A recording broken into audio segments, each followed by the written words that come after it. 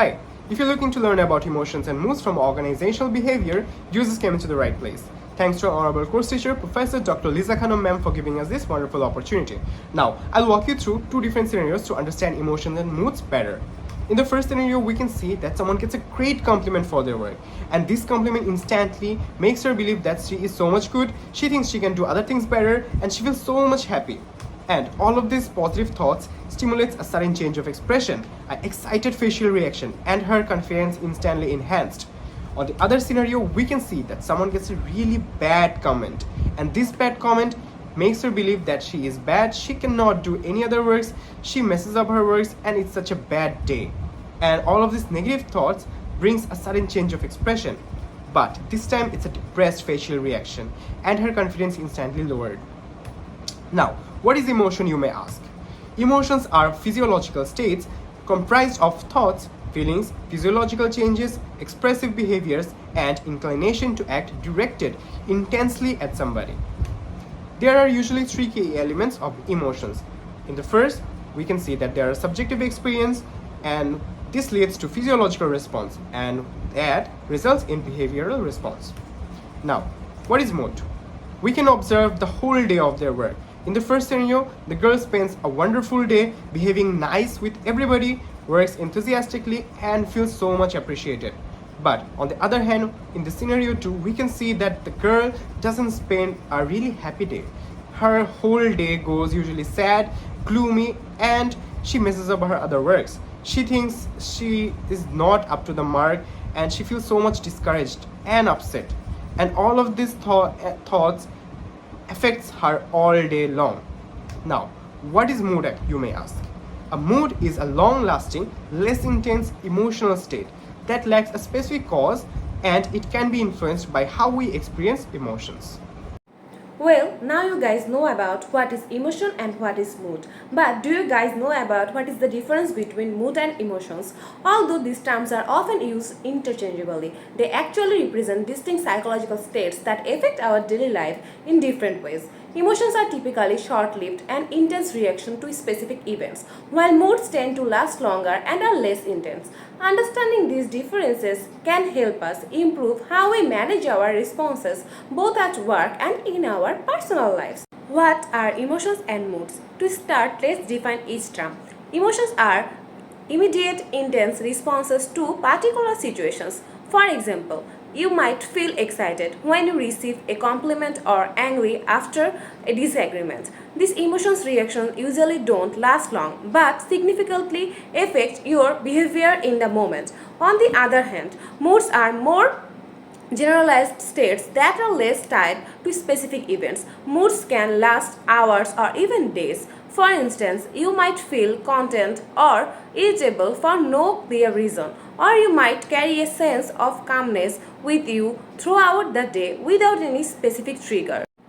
Now, let's see the key differences between emotions and moods in details. First, the trigger. Emotions have a clear, identifiable cause. For example, you feel joy after hearing a good news or frustration after a long meeting. Moods, however, don't necessarily have a specific trigger. You might just wake up in a good or a bad mood without knowing why. Next is duration. Emotions are short-lived, typically lasting only a few minutes to a couple of hours. Whereas moods are more prolonged, lasting anywhere from hours to days. In terms of intensity, emotions usually much stronger than moods. The intensity of emotions can vary from joy to anger, whereas moods are typically milder, like feeling neutral or slightly upbeat. Finally, impact. Emotions often have direct influence on your immediate behavior, such as how you interact with people, how you make decisions, while moods affect your general attitude and overall disposition without necessarily altering your decision. Let's illustrate these differences with a couple of examples. Imagine this: you receive praise from your boss at work. This praise sparks a strong emotional reaction, like this girl. You are excited and energized, and this emotion might stay with you for the rest of the day. This is an example of an emotion that is intense and short-lived. On the other hand, you might walk into the office feeling generally positive, even though you are nothing in particular triggered in this feeling. You are not overly excited, but you are in a good mood. and this mood might last longer and throughout the day without any clear cause. This difference here is the emotion is linked to a specific event, while mood is a broader, ongoing feeling. It comes from your inner feelings.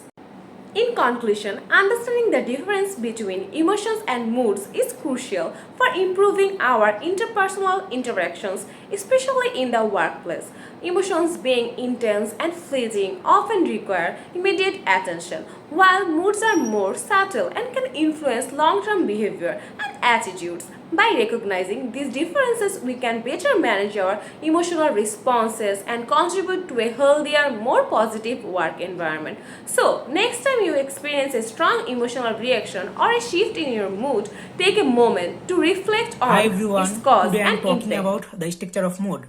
The first question arises in our mind, what is mood? Mood refers to how we feel inside, like happy, sad or angry. Mood can change because things what happen around us, how we think and how our body feels.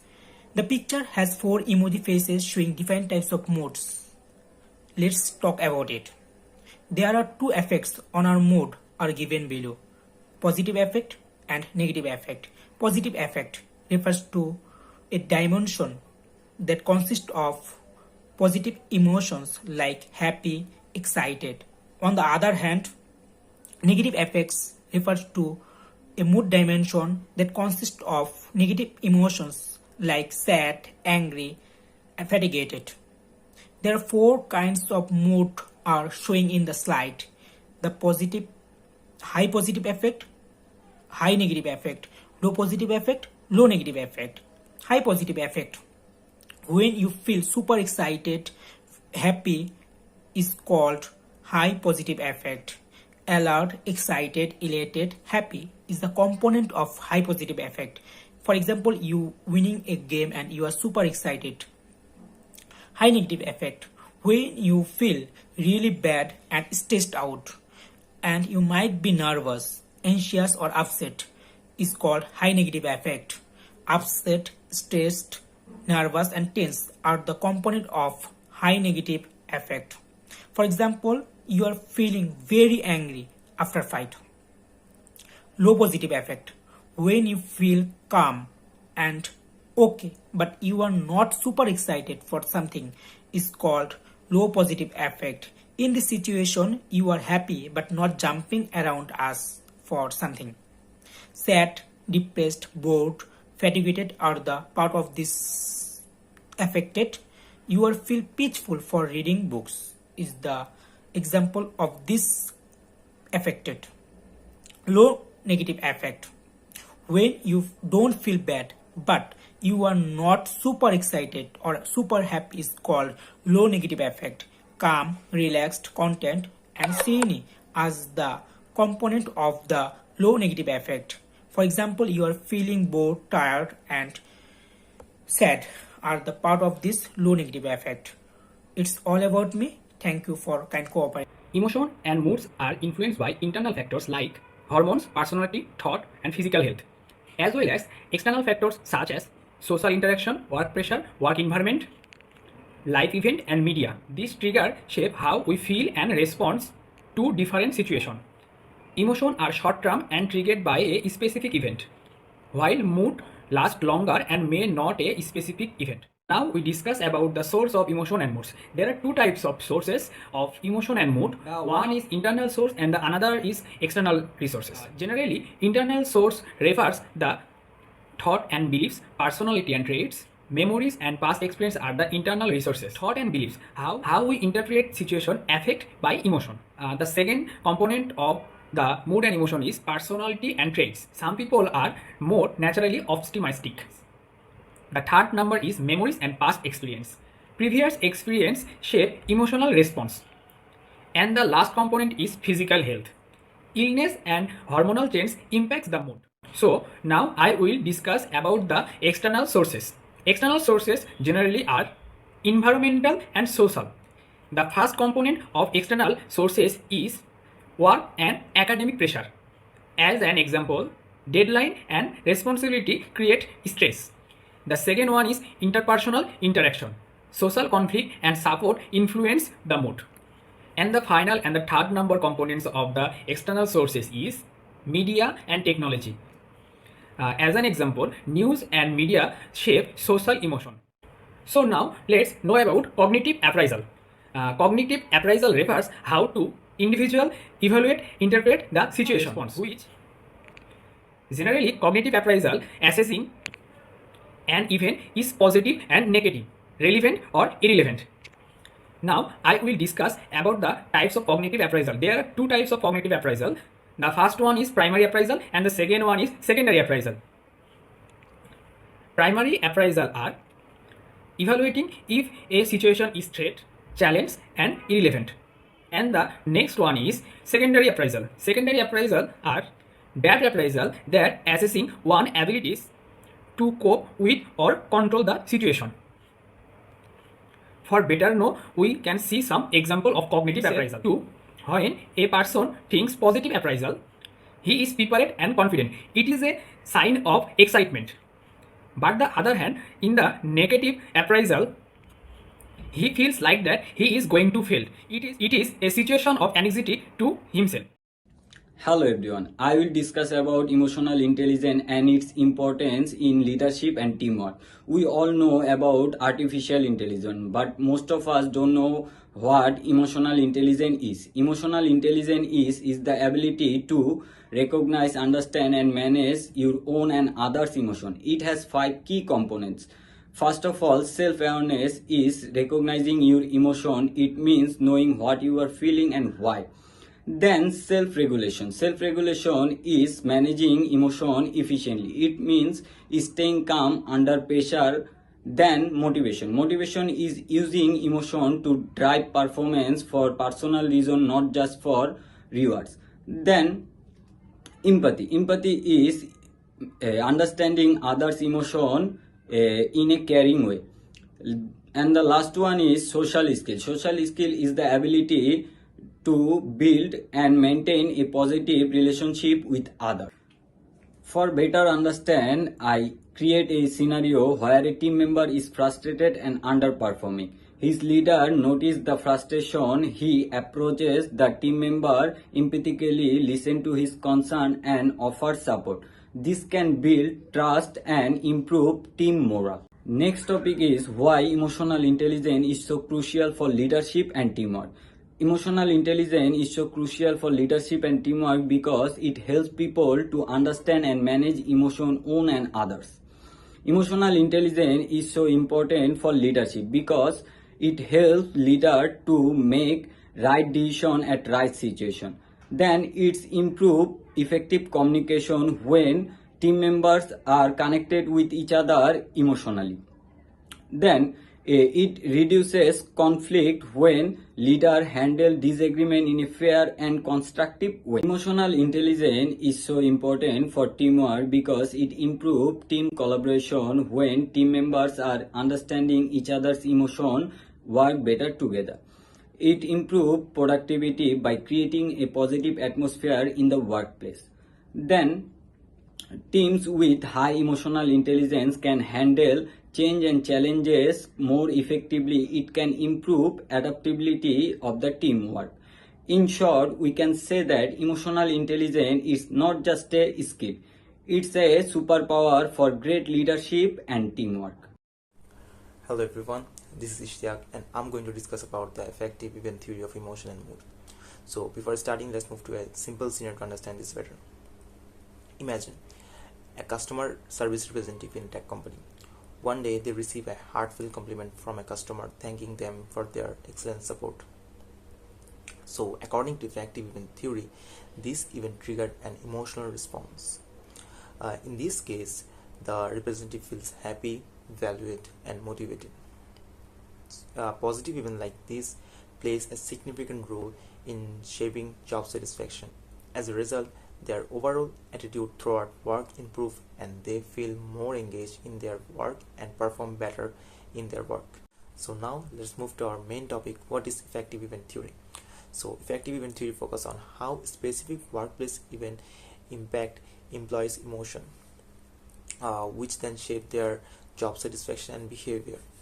So positive events like receiving praise can boost their motivation, while negative events like conflict can reduce their productivity. So the key words from this definition is it is about how work environment affect emotionally to workers, and it doesn't take into account any outside influence. So now let's move to the diagram of effective event theory, as you can see in the screen. So let's break it down step by step. So firstly, the work environment. The characteristics of job demand, and the emotional labor requirement shape an employee's experience. Those factors create the settings where work event occurs. Work events are the daily uplifts and hassles an employee face. For example, compliment from manager can be an uplift for employees, and conflict with colleagues can be create stress. Work event leads to emotional reaction. It can be positive or negative. It also affect the personal predisposition. Personal predisposition means employee have different types of personalities and moods, which shapes how they respond to work events. Lastly, emotional reaction impact on job satisfaction and performance. Positive emotional reaction can lead to higher job satisfaction, while negative reaction can reduce the job satisfaction. Similarly, emotional reaction can also impact the job performance. For example, a happy employee tend to perform better, while a frustrated employee may struggle. So that's all from me. Thank you everyone. Assalamu alaikum. Today I am excited to discuss a topic that is crucial not only for personal development but also for leadership and organizational effectiveness. Emotional intelligence, or EI. Our focus will be on the key factors of emotional intelligence and how they contribute to leadership success and overall organizational performance. By the end of all personnel, you all have a clear understanding of why EI is a powerful tool for building stronger teams and resolving conflicts and forecasting a positive workplace culture. Let's start with the basic understanding. Emotional intelligence is essentially the ability to recognize, understand, manage, and utilize emotions, both your own and others, in positive and constructive way. It is not just about being nice or emotional. It's about being strategically aware and using emotions to negative social complexities and lead effectively and achieve goals. There are 5 factors we all focus on. First of all, self-awareness, next self-regulations, motivations, empathy, and social skills. Each of these factors strengthens leadership, teamwork, and overall organization's health. First, let's dive into self-awareness. It refers to ability to accurately recognize your emotions, understand their impact, and have a clear understanding of your strengths and limitations. For example, a leader remain calm and professional during conflicts, avoiding a defensive reactions. This not helps the manager stay composed but also create a transparent and supportive environment. Next, self-regulations. It's essentially managing disruptive emotions and implies